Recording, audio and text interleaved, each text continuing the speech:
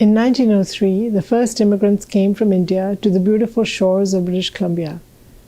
It would be 1905 before a few of them transferred a little further into the Fraser Valley.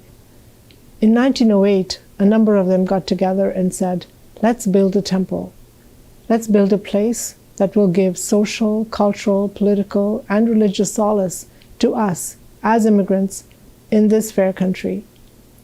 From 1908 to 1911, they spent many hours and much toil and labor, as well as financial support, towards building a temple.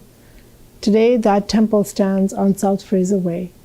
In 1911, the temple was officially opened, and many people came to the opening to see the kind of people who face so many odds and yet continued to build a beautiful place that they could call home.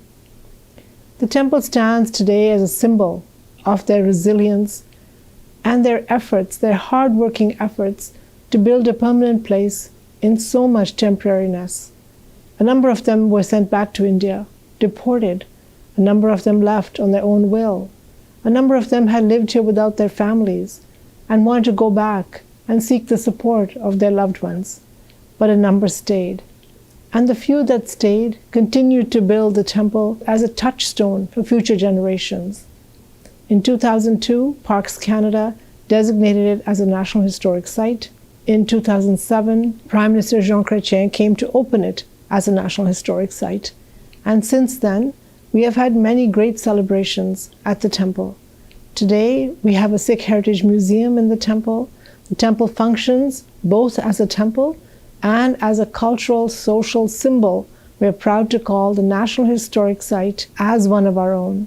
Today, many generations, from young to old, go and walk in the temple, and perhaps the walls speak about the stories of the early settlers and their struggles, and how they built a temple that has withstood both the test of time as well as the politics of the time and of today. For 40 years, men and women bravely fought the Canadian government to have the right to vote.